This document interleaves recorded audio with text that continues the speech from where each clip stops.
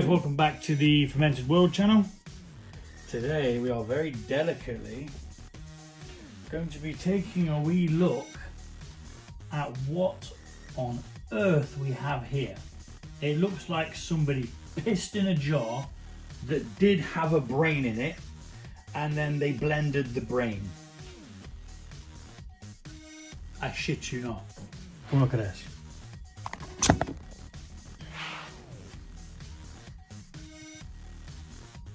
What on earth is going on? Anywho, that's our beverage, so we're going to try and duck behind all that. What that is pear pulp. Not bothered if it gets into it. I don't want it in there, but if it gets into it, it's not a problem. It's digestible, it's perfectly fine, I think. Well, they put it in the pear juice anyway, so it can't be bad for you. But I know for a fact the absolute second we start trying to rack this off, it's going to go bleh, and it's going to cause some right shtick. But anyway, now you can watch me struggle to take this lid off, as I always do with these. Oh, that was bloody easy.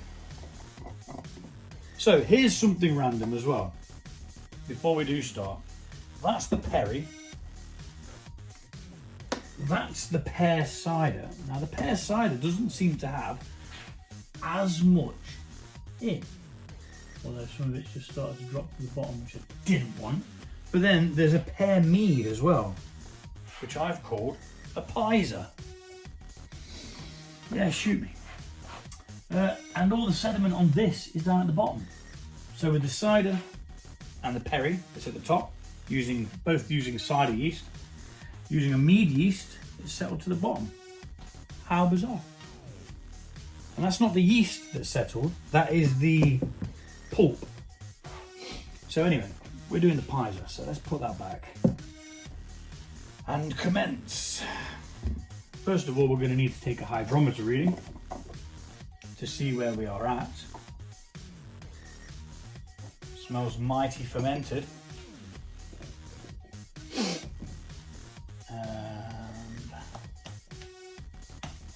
Let us take a hydrometer reading. Let's see if we can go without getting any of the, without having to dip below that.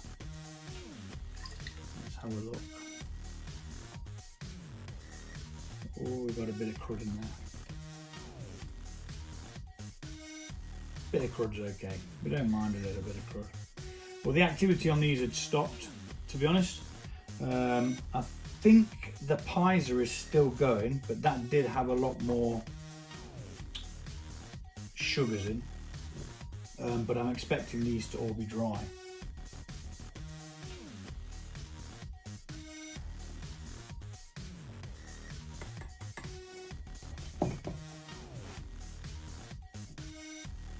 So that's on the nose, that is. Or is it just below it? No, it's on the nose. Near as damn it. 1.000. Right, I need my book of doom. Here it is. I can't actually believe it was there. That was good. So, it was the perry.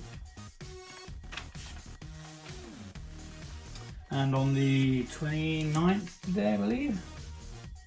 29th. The gravity was 1.000, which means it's dry. Let's have a little taste.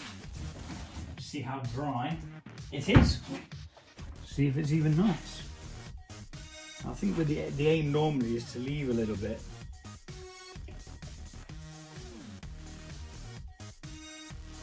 Doesn't smell unpleasant.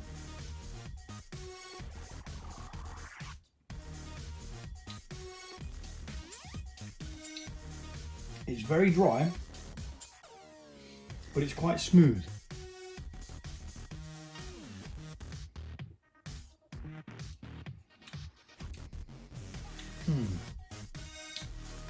There's a subtle pear flavour there, but not massive. But we're going to rack this off, regardless of whether it's subtle or massive, because there's not a lot we can really do to it. I literally brewed it because I can. That is the only reason. An idea popped in my head and I thought, yeah, I could do that. So yeah, it got done. And here it is, ready to bottle. I'm just hoping that we get to keep it all, or at least most of it. It's not very glamorous to have floaty bits in your drink. Oh, that looks grim. Well, I'm going to do what I can do. I can't really do anything else than it's all going through the pipe. Yeah, probably didn't think this through, because it's not actually just pear juice. It's pear juice made with the pulp, or puree, sorry. So that's what it is in there that you can see. That's puree. We are getting some of those bits, but I want to try and get as much of the beverage as possible. And those bits will be consumable, as I say, because it is just left over from the pulp after all the sugars have been taken out. So we're going to keep on keeping on. Is what we're going to do, and hopefully we get a good couple of bottles out of it. Who knows, maybe the pulp will even make it taste nicer. Probably should have sped this up, but I'm at the point now where I'm going to be unable to. And it's just taking in chunks now. I think that's enough. Don't actually think we're going to get any more of that out of there. That's just chunks. That's a shame. So probably, if you're going to try this, don't cheat. Go press some pears.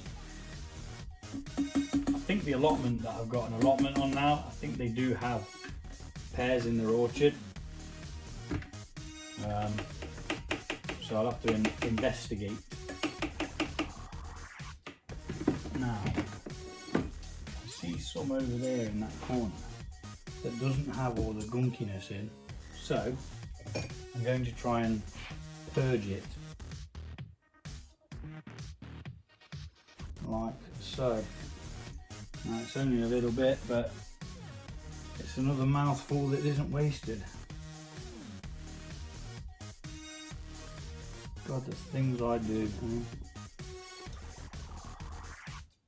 And we'll check the, we'll find out how much alcohol's in this shortly. But I think that's my lot. I might go in for one more, because I am picking out bits, but I'm also picking out quite a lot of liquid. Now then, just had an epiphany. What I'm going to do is, I'm going to strain it. That's what I'm going to do. In fact, first I'm going to test whether straining it will actually work. Because if it doesn't work, then there's no point.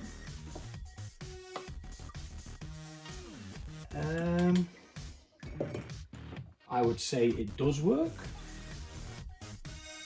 It's leaving quite a lot of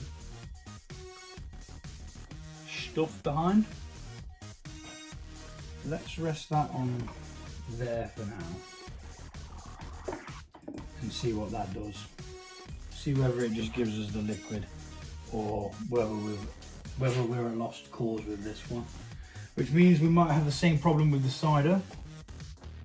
But again, I will this time not rack it off with the siphon. Yes, I will rack it off with the siphon, and then I will take out the pithiness at the end. So that did give us some. So we're going to just add this, and I've already forgot to sterilize this, so should I go sterilize it now, even though I've already added some to it? Yes, I should, is the answer. I shouldn't have even bloody put it in there, but hey! Okay, sterilisation complete. Now we're going to try and get as much of this as possible. What's the worst that could happen? tell you what the worst thing that could happen is, it doesn't work and we don't get any extra. But, yeah, it's working. So we're gonna have to leave that a short while, I reckon, for it to slowly sift its way through, but it's working, and that's what matters. Yeah. So we'll be back once that's finished doing its thing. Yummy! But it is slowly but surely dribbling through. We're just giving us extra beverage, so can't complain really. We shall be back. We're down to drips now, people. We're down to the drips. Okay, so I've left that dripping over there in a glass to see if it will give us any more. Don't think it's going to give us much notable difference. So that's pretty much that part of it done. Now comes to the bottling of this Perry, made from store-bought juice. So we're going to prime the bottle one. So we've got liquid going through it. Makes it a lot easier when you're on your own trying to bottle. And we're going to scooch over the bottles. Get the bottles. So I washed 20 bottles because I've got a pear cider to do. This, all in all, doesn't taste too bad. It doesn't taste amazing.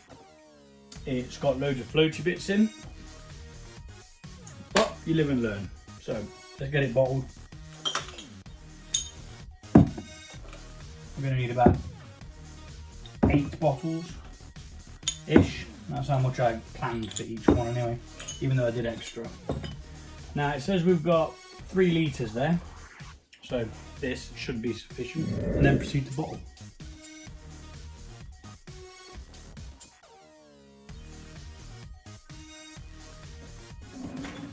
Always keeping your eye on the bottle, because once it reaches this part of the neck, we're going to want to pull this bottle wand out, which will come down there, and it will give perfect headspace. Not that it matters, because we're not going to be carbonating this.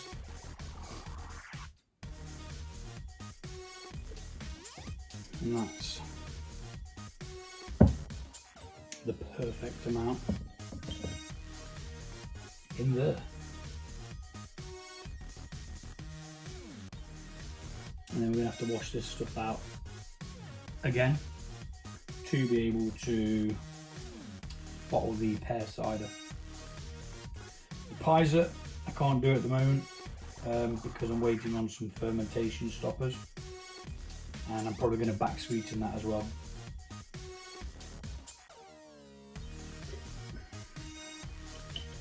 As it's probably extremely dry.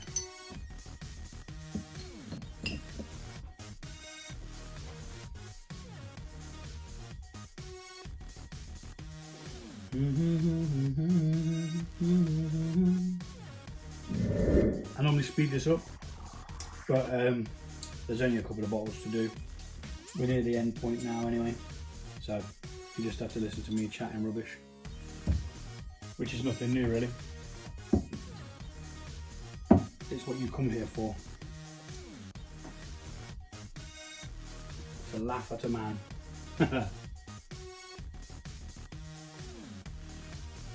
So it's slowing down a little bit now, which might mean there's a build-up of pulp at the bottom of the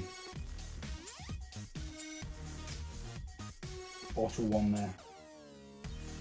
Had that happen before with hops. When you dry hop and you just throw it in, all builds up down at the bottom there and causes a bit of a problem. We're running short of space. That's all pulp in there, so I'm kind of going to give up there.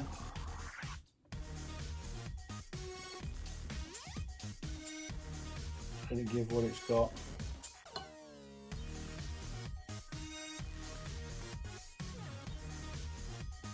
And it's all pulpy pulpness. So yeah, slightly wasteful,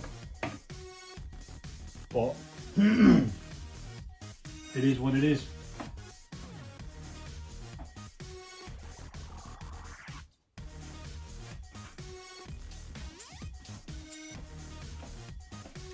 And that's what I managed to rescue out of it for just letting it sit there for a minute or two.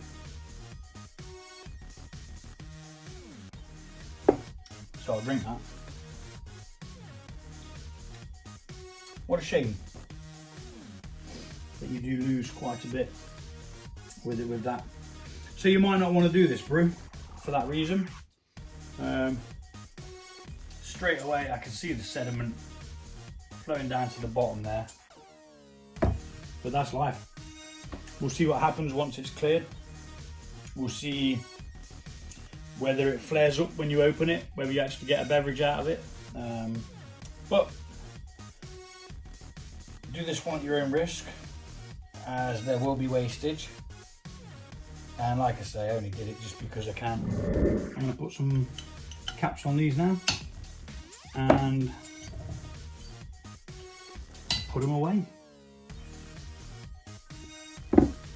Adios.